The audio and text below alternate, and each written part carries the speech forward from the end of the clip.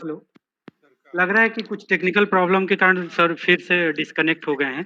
तो अभी हम doctor Virendra Pandey, associate professor और HOD department of sir yeah sir sir हाँ डिस्कनेक्ट हो गए। आ गए। हाँ प्लीज सर कंटिन्यू।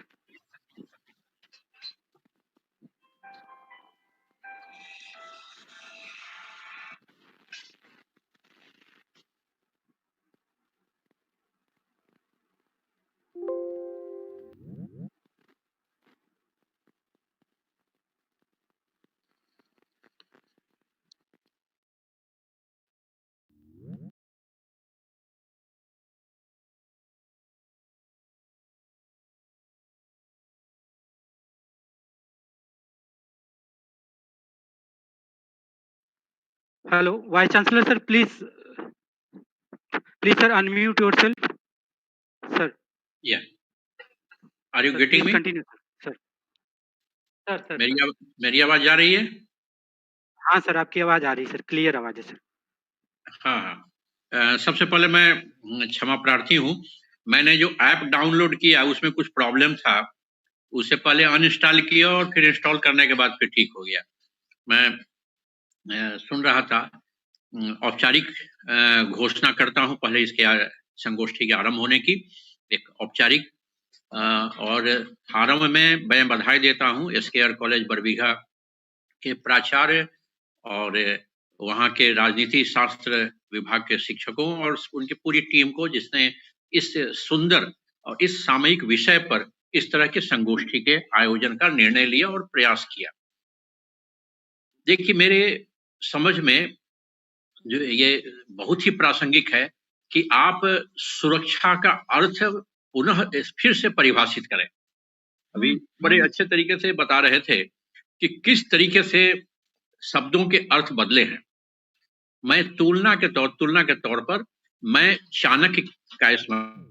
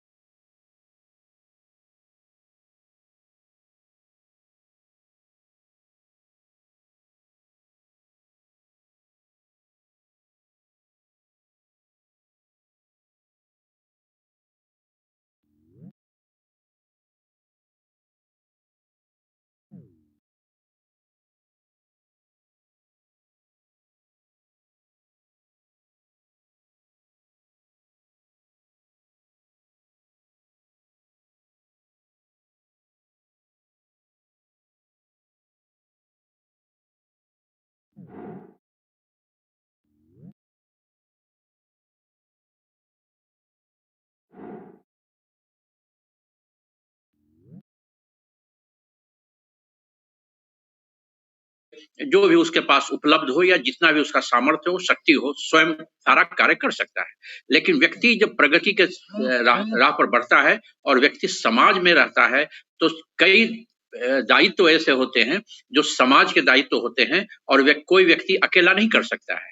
उस दायित्व में पहला दायित्व सुरक्षा का ही आया था, आंतरिक और बाह्य सुरक्षा, लॉ एंड ऑर्डर का। दूसरा दायित्व आया था स्वास्थ्य, राजवैद्यों की टोली आवेगी अगर कोई बीमारी 7 दिन तक 8 दिन तक नहीं ठीक होती है तो एक पैनल ऑफ डॉक्टर्स की धारणा थी और हेल्थ के सेक्टर में इम्प्लीमेंटेशन की धारणा उस समय थी मौर्य कालीन भारत में।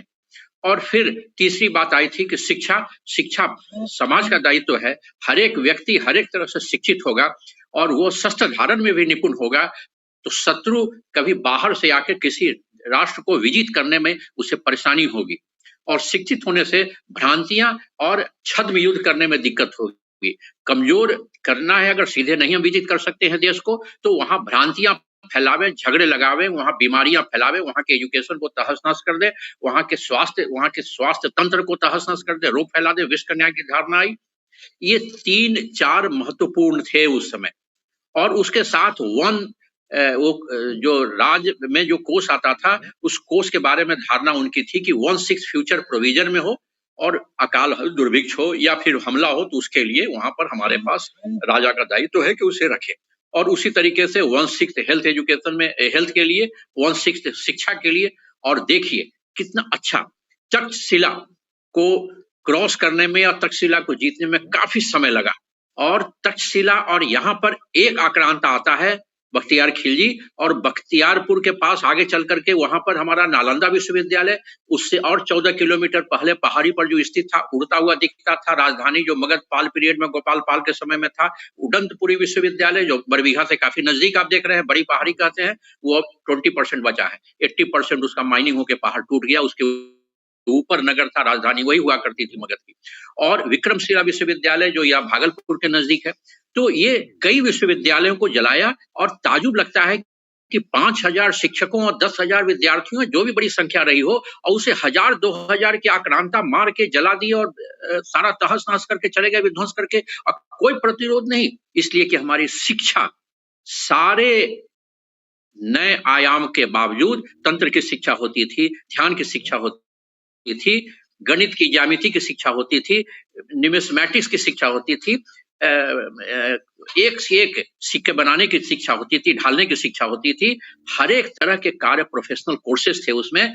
लेकिन शस्त्र की शिक्षा, और किस तरीके से, क्योंकि बहुत ज्यादा, जरूरत से ज्यादा हमारे यहाँ मोनोटोनी थी उसमें, क्या था, सिर्फ शांति और मेडिटेशन पर बहुत ज्यादा था। इसका परिणाम क्या हुआ, नालंदा जल गया, विक्रमशिला जल गया, हमारी शिक्षा व्यवस्था तहस नहस हो गई। तो मेरे कहने का मतलब है कि अगर हम, आप देखिए तक्षशिला के पास, सिकंदर कालीन भारतीय इतिहास आशीर्वादी लाल की किताब में मैंने पढ़ा है, और ज्यादा प्रकाश डाल सकते हैं। मैं उस समय कई सिटी रिपब्लिक नाम के टर्म का इस्तेमाल किया है। छोटे छोटे गणतंत्र हुआ करते थे, अंबिराज हुआ करता था, योधे थे, मालवा था, बड़ा बड़ा राज्य था। और यहाँ शस्त्र धारण, शस्त्र शिक्षा पुरुष ही नहीं, नारियों के लिए भी आवश्यक था। मिलिट्री जरूरी था कुछ समय ज्वाइन करने के लिए, और डेमोक्रेटिक गणतंत्र था, बहुत ही विकसित प्रणाली थी। और एक कारण था, ये प्रमाणित है कि औरतें भी युद्ध क्षेत्र में गई हैं, अंब से माइग्रेट करके लोग इधर आए, ये सारा जिक्र मिलता है। तो क्यों ऐसा हुआ, क्योंकि वहां पर शस्त्र शिक्षा थी, क्योंकि वहां पर शिक्षा का एक पर्याय था, राष्ट्र को, समाज को, देश को चलाने के लिए और उससे आगे बढ़ाने के लिए क्या क्या चाहिए, किस तरह के वोकेशंस चाहिए, सभी की शिक्षा, और राष्ट्र को उन्नत बनाने के लिए, राष्ट्र को बनाए रखने के लिए, उसकी सुरक्षा के लिए, उसके स्वास्थ्य के लिए किस तरह की शिक्षा होनी चाहिए, तक्षशिला में था। हमारे यहाँ नहीं था। आप कभी चिंतन करेंगे, कभी मन में बात आई होगी कि क्यों सब जल गया, क्यों खत्म हो गया, अचानक शिक्षा तहस नहस हो गई, शास्त्र की परिपाटी हम लोग छोड़ दिए, घर के अंदर अंधविश्वासी होते चले गए, पश्चिम बहुत आगे बढ़ गया आगे। तो खैर, तो मैं उसी चाणक्य की बात कर रहा था। चाणक्य ने कहा कि किसी भी राष्ट्र की सुरक्षा के लिए आवश्यक है कि उस समाज की सुरक्षा, उसके अंदर जितने भी समाज है उसकी सुरक्षा हो, और उसमें बाह्य और आंतरिक सुरक्षा, उसके बाद स्वास्थ्य सुरक्षा और शिक्षा, ये 3-4 पर बहुत ही, और फ्यूचर प्रोविजंस के बारे में कि फ्यूचर की सुरक्षा, भविष्य की सुरक्षा, ये 4-5 आयाम ही उस समय परिभाषित थे। और आज स्थिति बदल गई। आज क्या होता है, आज जो मैंने शुरू में आरंभ में कहा है कि लॉबी टर्म आता है। अब लॉबी तो बड़े पॉजिटिव सेंस में पढ़ाया जाता है, लेकिन एक्चुअली होता क्या है, अफवाह का बाजार। किसी भी, आजकल क्या होता है कि 2 मिनट के अंदर अफवाह का, झूठ का बवंडर उठता है, और समाज में विखंडन की तरफ हमें ले जाता है। हम लोगों ने कश्मीर के में देखा, अभी 2 देशों में जब युद्ध की स्थिति पैदा होती है, तो वहां के सैनिकों का मनोबल तोड़ने के लिए, शत्रु देश के सैनिकों का मनोबल तोड़ने के लिए, वहां की जनता का मनोबल तोड़ने के लिए, वहां का आउटपुट, कॉन्फिडेंस लेवल कम करने के लिए हम एक से एक झूठ का सहारा लेते हैं। ऐसा आसानी से क्यों हो जाता है?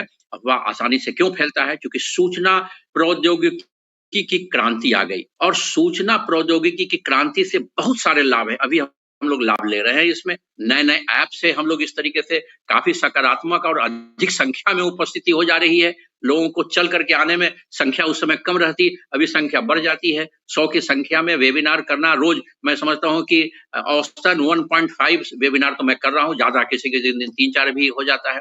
तो ये इतनी अधिक लोगों तक पहुँच पाना, ये आईसीटी का कमाल है। लेकिन इसका एक दूसरा पहलू है इस तकनीक का, इस प्रौद्योगिकी का। विज्ञान उत्कृष्ट होता है, तो उसे अप्लाई करते हैं, वो प्रौद्योगिकी कहलाता है। और प्रौद्योगिकी का अगर गलत उपयोग होगा तो वही विकृति आती है समाज में। अभी केमिकल बायोलॉजिकल वारफेयर की बात हुई।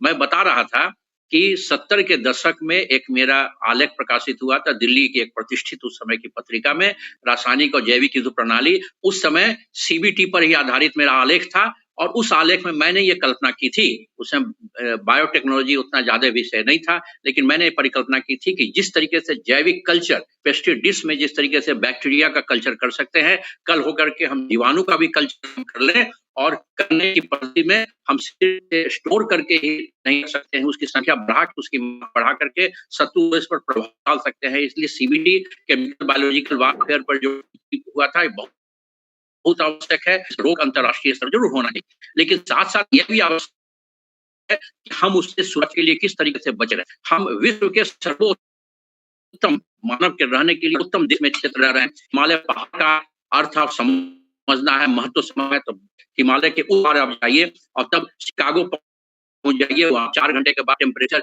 एक दिन के अंदर 130 डिग्री फ़ारेनहाइट कम जाता है। क्यों? पोलर विंड्स आ गया। तब हमें समझ में आता है कि हमें उत्तरी ध्रुव की हवा को आने से रोकता है, हमारे वातावरण को किस तरीके से रोकता है, बचाता है हिमालय। इस तरीके से वहाँ मनुष्य के रहने की इतनी अच्छी जगह, लेकिन फिर उसकी परिभाषा बदल गई कि अब ये वायरस, हमने देखा कि कोविड-19 वुहान से होता हुआ पूरे विश्व में कितनी तेजी से फैला, और कई तरह की थ्योरी जिसमें आई कि भाई ये बनाया गया लेबोरेटरी में, क्योंकि जिस तरीके से स्मार्ट वायरस है, स्मार्ट उसे कहते हैं जो परिस्थितियों के अनुसार अपने को ढाल ले। ये गर्म देश में भी अपने को ढाल करके वहां भी लोगों को परेशान कर रहा है, ठंडे देश में भी परेशान कर रहा है।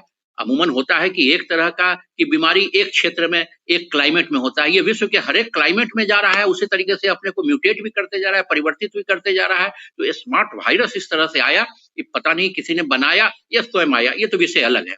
लेकिन इस तरह की स्थिति से बचने के लिए हमें किस तरह से तैयार होगा, और इसके लिए आवश्यक है कि माइक्रोबायोलॉजी में ही नहीं, इस तरीके से शोध में हम शीर्ष पर रहें। हर एक क्षेत्र में हमें इस सुरक्षा के लिए आवश्यक है कि शिक्षा को भी हम उन्नत करें और उसकी जानकारी रखें, और किस तरीके से इस आघात को सहें हम। तो अब इसके अर्थ बदल गए हैं, और ये हमारा जो आंतरिक सुरक्षा और बाह्य सुरक्षा से ही हम नेशनल सिक्योरिटी को समझते थे, अब इससे बढ़ करके अब आर्थिक सुरक्षा भी चाणक्य के जमाने में मालूम था, नकली सिक्के और कैसी की बात होती थी, तो ये छद्म युद्ध की भी बात होती थी, नकली शिक्षा की भी बात होती थी। अब उससे बढ़ करके आज हम पहुंच गए हैं सूचना प्रौद्योगिकी से जुड़ी हुई सुरक्षा, आईटी सिक्योरिटी। अब हम पहुंच गए हैं, अभी आप लोग आज से करीब 30 साल पहले स्काई में जो लेबोरेटरी था अंतरिक्ष में, एक लेबोरेटरी पृथ्वी की तरफ, जो एबंडोन था वो पृथ्वी की तरफ खींचा चला रहा था, उसमें भारी भरकम धात्विक सामग्रियां थी, लग रहा था कि कहाँ गिरेगा पता नहीं, कितने की जान लेगा। वो खैर पृथ्वी से वो कहीं गिरा, कहीं समुद्र में गिरा, पैसिफिक में गिरा। उसी के बाद अभी हाल फिलहाल में फिर आप लोग कभी कभी सुनते रहते होंगे कि एस्टेरॉयड कोई बड़ा ग्रेनाइट का बड़ा टुकड़ा पृथ्वी की तरफ आ रहा है, जो भाप, जल के भाप नहीं होगा, सीधे पृथ्वी पर गिरेगा, क्या तहस नहस करेगा। अब इसके लिए है क्या, इसके लिए जो प्रौद्योगिकी है, जो टेक्नोलॉजी है, कि अंतरिक्ष में ही जाकर के उसकी दिशा बदल दे, या उसे वहीं से गैस बना दे, डिस्ट्रॉय कर दे, या और भी कई तरीके से। तो अंतरिक्ष सुरक्षा भी हमारे लिए, उसी तरीके से पर्यावरण की सुरक्षा, वो भी सिक्योरिटी का हिस्सा है, क्योंकि अब जिस हिसाब से पर्यावरण को हम ग्लोबल वार्मिंग से लेकर के और सारा परिवर्तन हो रहा है, और हम देख रहे हैं सुरक्षा। आप देख लीजिए हमारे यहाँ, जब हम पृथ्वी के राजा आदमी, और आदमी व्यक्ति ह्यूमन बीइंग है, और मनुष्य है, और मनुष्य इसकी हमारी सारी प्रजा आप इस रूप में देखें, सारा फ्लोरा फौना भी, जीव जंतु वनस्पति सभी हमारे सब्जेक्ट्स हैं, हमारे हमारे नागरिक हैं, और सबकी संरक्षा करना, क्योंकि उनका जब उनकी संरक्षा होगी, पारिस्थितिकी इकोलॉजी ठीक रहेगा, तब हम सुरक्षित रहेंगे। मैं एक छोटा उदाहरण बार बार देता हूं जो दोहराना चाहूंगा।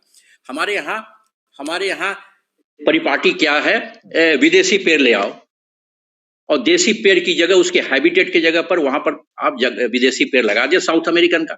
अब देख लीजिए, कोई भी चिड़िया किसी विदेशी पेड़ पर घोंसला नहीं बनाती है, और चिड़ियों की आबादी जो गुलमोहर की तरह पत्ते वाले, सीरियस की तरह पत्ते वाले साउथ अमेरिकन ट्री को ला करके हम यहाँ पर भर दे रहे हैं, क्योंकि बहुत तेजी से फैलते हैं, खर्च नहीं आता है उन्हें सींचने में और घेरने में। जानवर नहीं खाते हैं, जानवर हमसे ज्यादा होशियार इस मामले में है, वो जानते हैं कि जहरीला है, उसका जहरीला हवा हम जो ले रहे हैं, बीमार हो रहे हैं, डायबिटीज और क्या क्या बीमारी हमें हो रही है, थायराइड, आप कैंसर हो रहा है। आप उस पेड़ पर चिड़िया घोंसला नहीं बनाती है, जब घोंसला बनाने की जगह नहीं मिलता है, तो वो चिड़िया जो पंख वाली उड़ती है, कैरिनेटिव फैमिली जूलॉजी वाले बोलते हैं, मुर्गा नहीं, मुर्गा उस फैमिली में नहीं है, शुतुरमुर्ग नहीं, उड़ने वाली चिड़िया, वो तभी घोंसला बनाती है जब ही अंडे देती है, जब घोंसला बना लेती है, चीरा चिड़ै की शादी होती है, बायोकेमिकल चेंज तभी होता है, और तब अंडा देती है, और जब अंडा देती है, सेती है, और तब उसमें चूजा निकलता है, उस समय उस पेड़ पर या उसके बगल के पेड़ पर फल या फूल रहता है, जिसका नेक्टर लेके उसको खिलाती है। उसका हैबिटेट हम खत्म कर दिया, पेड़ खत्म कर दिया, ऊंचे ऊंचे पेड़ जिस पर गिद्ध और चील होते थे, और उन पेड़ों की संख्या कम ने, तो बीच बीच में खेत में ऊंचे ऊंचे पेड़ हुआ करते थे, सबको काट दिया। अब क्या होता है, बिजली, मैं पर्यावरण की बात कर रहा हूँ, बिजली जो पहले बादल के लिम्बस क्लाउड जो वर्टिकल होता है, उसके घर्षण से जो बिजली पैदा होती है, वो पैदा होने के साथ साथ वो पेड़ों के साथ सीधे अर्थिंग में नीचे चली आती थी। आज कोई पेड़ नहीं मिलता है, और बिजली एक्यूमुलेट कर जाती है, जमा हो जाती है, कितना एम वाट, वो मिलियन और क्या क्या, और वो एक जगह सीधे खिलती है। पेड़ों के कटने के कारण ऊंचे ऊंचे पेड़ कट गए, न सिर्फ गिद्ध और चील गायब हो रहे हैं, और हम बड़े अच्छे तरीके से शुतुरमुर्गी अप्रोच में कहे कि डाइक्लोफेनाक सोडियम खाया और दवा खिलाया गया, जानवर को मार दिया, वो खा के उसका किडनी खराब हो गया, बेचारा गिद्ध मर गया।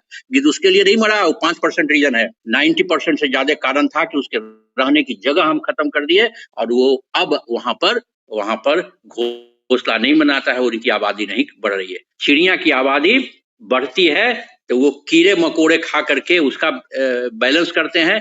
कीड़े मकोड़े बढ़ रहे हैं, चिड़िया घट रही है, कीड़े मकोड़े के लिए हम कीटनाशक दे रहे हैं, कीड़े मकोड़े रेसिस्टेंट हो रहे हैं, और हम बीमार हो रहे हैं।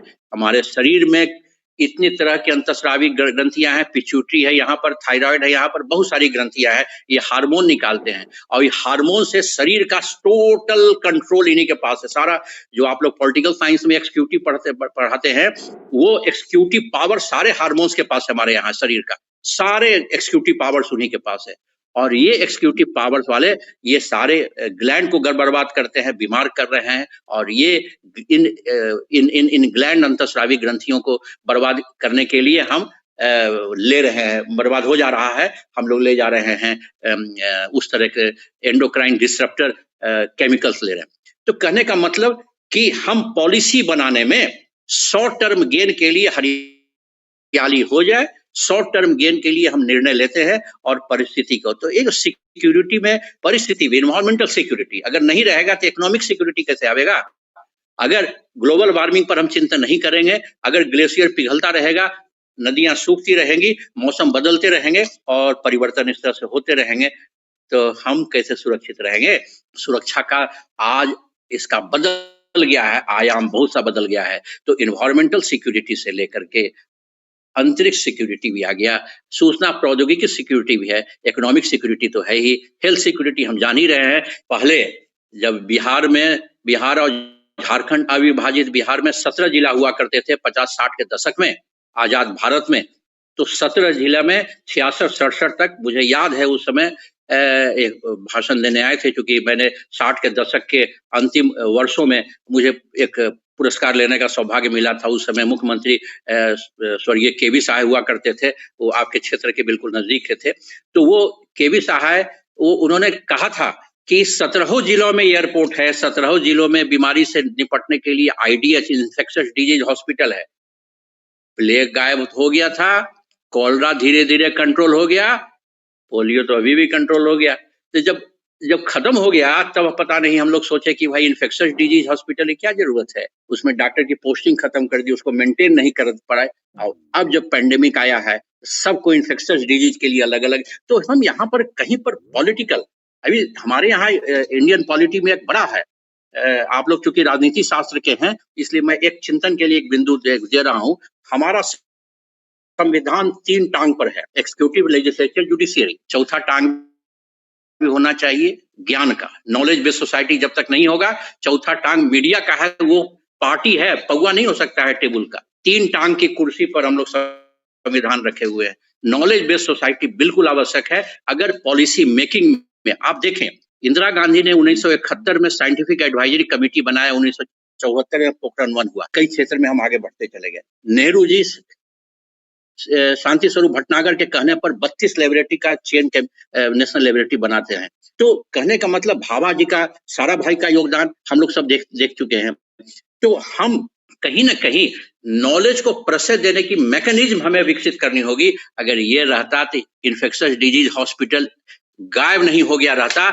आज हम ज्यादा पहले से फरवरी जनवरी मास से ही ज्यादा इक्विप्ड रहते इस तरह के पैंडेमिक, वैश्विक महामारी से निपटने के लिए। मेरे कहने का मतलब कि हमें बड़े होलिस्टिक अप्रोच के साथ हमें समझना होगा और इसे डिफाइन तो करना ही है। सुरक्षा में आंतरिक सुरक्षा, बाह्य सुरक्षा, स्वास्थ्य सुरक्षा, शिक्षा सुरक्षा, सूचना प्रौद्योगिकी सुरक्षा, आंतरिक सुरक्षा और पारिस्थितिकी सुरक्षा, ये सभी अर्थ सुरक्षा तो है ही। और खाद्य सुरक्षा, किस तरह का जहरीला खाना खा रहे हैं, there should be a complete chain of quality testing laboratory on the pattern of USA.